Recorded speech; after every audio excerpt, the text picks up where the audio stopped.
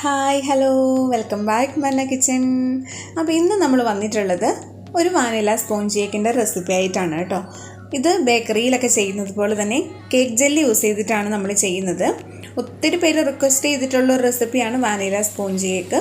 അപ്പോൾ ഈ ഒരു റെസിപ്പി കേക്ക് ജെല്ലി യൂസ് ചെയ്തിട്ടാണ് ചെയ്യുന്നതെന്ന് മാത്രം. നല്ല ടേസ്റ്റിയാണ്, അതുപോലെ തന്നെ നല്ല ഹൈറ്റോട് കൂടിയും പെർഫെക്റ്റോട് കൂടിയും നമുക്ക് ഒരു അടിപൊളി വാനില സ്പോഞ്ച് കേക്ക് കിട്ടും.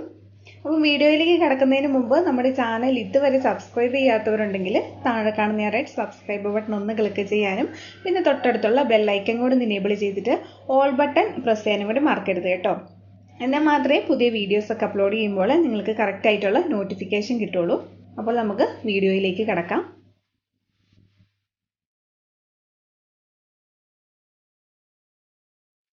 അപ്പോൾ നമുക്ക് ആദ്യം എപ്പോഴും ചെയ്യുന്നത് പോലെ തന്നെ ഡ്രൈ ഇൻഗ്രീഡിയൻസ് ഒന്ന് അരിച്ച് മാറ്റി വയ്ക്കാം കേട്ടോ. അതിനായിട്ട് അരിപ്പയിലേക്ക് 250 ml കപ്പിൽ 1.25 കപ്പ് മൈദ ഇട്ട് കൊടുക്കുവാണ്. കേക്ക് ജെല്ല് ചേർത്തുണ്ടാക്കുന്ന 1 kg ബേസിക് സ്പോഞ്ച് കേക്കിന് 1.25 കപ്പ് മൈദയാണ് എടുക്കുന്നത്.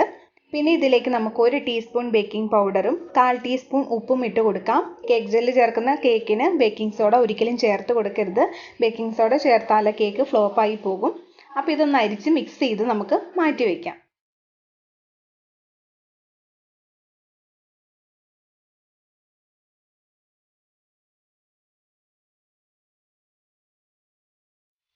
അപ്പോൾ നമ്മൾ സാധാരണ ഈ ഒരു കേക്ക് ചെയ്യുന്ന സമയത്ത് 4 മുട്ടയാണ് എടുക്കാറ്.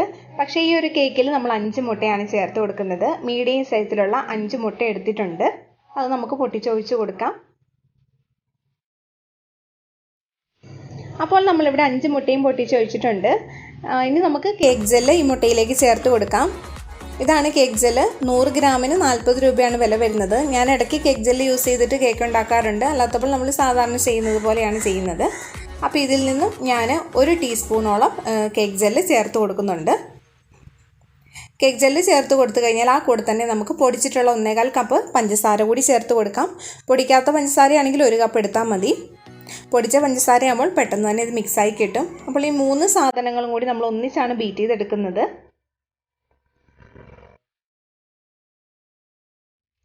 ഇനി ഇത് 3ഉം കൂടി ഒരു 8-10 മിനിറ്റോളം നന്നായിട്ട് ബീറ്റ് ചെയ്തെടുക്കണം. നല്ല വൈറ്റ് കളർ ആകുന്നത് വരെ നമുക്ക് ബീറ്റ് ചെയ്തെടുക്കാം. അതുമാത്രമല്ല, നമ്മൾ സാധാരണ സ്പോഞ്ച് കേക്ക് ചെയ്യുന്നതിനേക്കാളും നല്ലൊരു റിബൺ കൺസിസ്റ്റൻസിയിലായിരിക്കും ഇതിൻ്റെ ഒരു ബാറ്റർ. അതല്ല, കുറച്ചുകൂടി തിക്കായിട്ടുള്ളൊരു ബാറ്റർ ആയിരിക്കും ഇതിന്.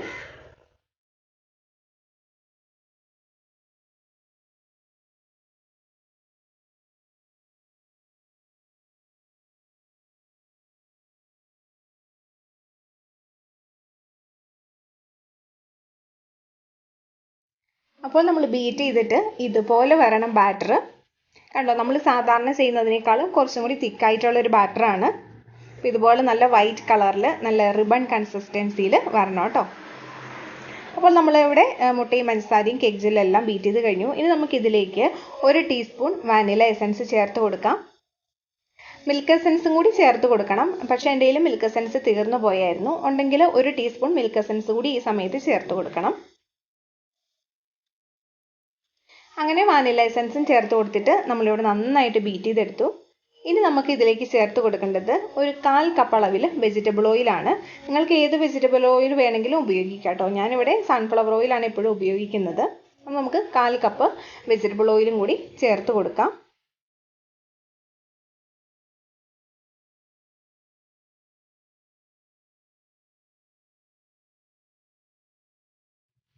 അപ്പോൾ നമ്മളിവിടെ ഓയിലും ചേർത്തിട്ട് മിക്സാക്കി എടുത്തിട്ടുണ്ട്. ഈ ഒരു കേക്കിൽ നമ്മൾ പാല് ചേർക്കുന്നില്ല, ഓയിൽ മാത്രമേ ചേർക്കുന്നുള്ളൂ കേട്ടോ.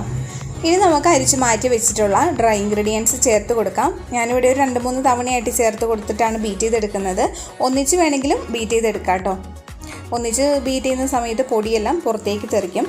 പിന്നെ ഈ ഒരു ഡ്രൈ ഇൻഗ്രീഡിയൻസ് നമുക്ക് ബീറ്റർ വെച്ചിട്ട് തന്നെ മിക്സ് ചെയ്തെടുത്താൽ മതി. ലോ സ്പീഡിൽ ഇട്ടിട്ട് മിക്സ് ചെയ്തെടുത്താൽ മതി.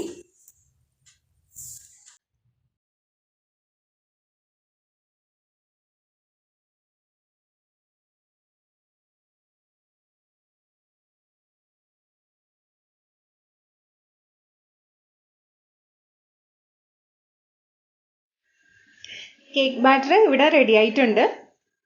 ഇത് നമുക്ക് ബേക്കിംഗ് ടിന്നിലേക്ക് ഒഴിച്ചു കൊടുക്കാം. 8 ഇഞ്ചിൻ്റെ ബേക്കിംഗ് ടിന്നിലാണ് ബേക്ക് ചെയ്തെടുക്കുന്നത്. ഓയിലൊക്കെ ഒഴിച്ചിട്ട് ബട്ടർ പേപ്പറൊക്കെ ഇട്ട് വെച്ചിട്ടുണ്ട്. ഞാനിവിടെ 180 ഡിഗ്രി സെൽഷ്യസിൽ ഓവൻ 10 മിനിറ്റ് പ്രീ ഹീറ്റ് ചെയ്തതിന് ശേഷം 180 ഡിഗ്രി സെൽഷ്യസിൽ തന്നെ ഒരു 35 മിനിറ്റാണ് ബേക്ക് ചെയ്തെടുക്കുന്നത്. കണ്ടോ, നമ്മൾ സാധാരണ ചെയ്യുന്ന കേക്കിനേക്കാളും കുറച്ച് തിക്കായിട്ടുള്ള ബാറ്ററാണ്. പിന്നെ നമുക്ക് നല്ല വൈറ്റ് കളറിലുള്ള ബേക്കറിയിൽ നിന്നൊക്കെ കിട്ടുന്ന വൈറ്റ് ഫോറസ്റ്റ് കട്ട് ചെയ്യുന്ന സമയത്ത് നല്ല വൈറ്റ് കളറിലാണ് ഒരു സ്പോഞ്ച് കേക്ക് ഇരിക്കുന്നത്. ഈ ഒരു രീതിയിൽ ചെയ്താൽ നമുക്ക് നന്നായിട്ട് നല്ല വൈറ്റ് കളറിലുള്ള കേക്ക് കിട്ടും. നമ്മൾ എപ്പോഴും ചെയ്യുന്നത് പോലെ തന്നെ ബേക്കിംഗ് ടിന്ന് നന്നായിട്ടൊന്ന് ടാപ്പ് ചെയ്ത് കൊടുക്കാം. അതിനുശേഷം നമുക്ക് ബേക്ക് ചെയ്യാനായിട്ട് വെക്കാം കേട്ടോ. അങ്ങനെ നമ്മുടെ കേക്ക് ഇവിടെ ബേക്കായി വന്നിട്ടുണ്ട്. തണുത്ത് വന്നതിന് ശേഷം നമുക്ക് ബട്ടർ പേപ്പറൊക്കെ ഒന്ന് മാറ്റിയിട്ട് കട്ട് ചെയ്യാം.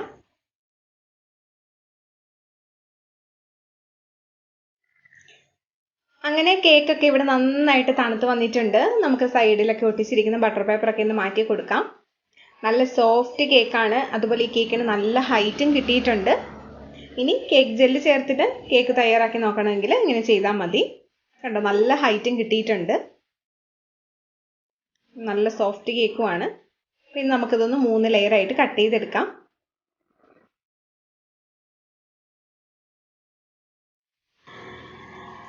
ഈ ഒരു കേക്ക് വെച്ചിട്ട് ഞാനൊരു ബട്ടർ സ്കോച്ചിൻ്റെ കേക്കാണ് കേട്ടോ ചെയ്യാനായിട്ട് പോകുന്നത്. ബട്ടർ സ്കോച്ചിൻ്റെ കേക്ക് ഇതിനു മുമ്പ് 2 എണ്ണം അപ്ലോഡ് ചെയ്തിട്ടുണ്ടായിരുന്നു. അതുകൊണ്ട് ആ ഒരു റെസിപ്പി അപ്ലോഡ് ചെയ്യുന്നില്ല.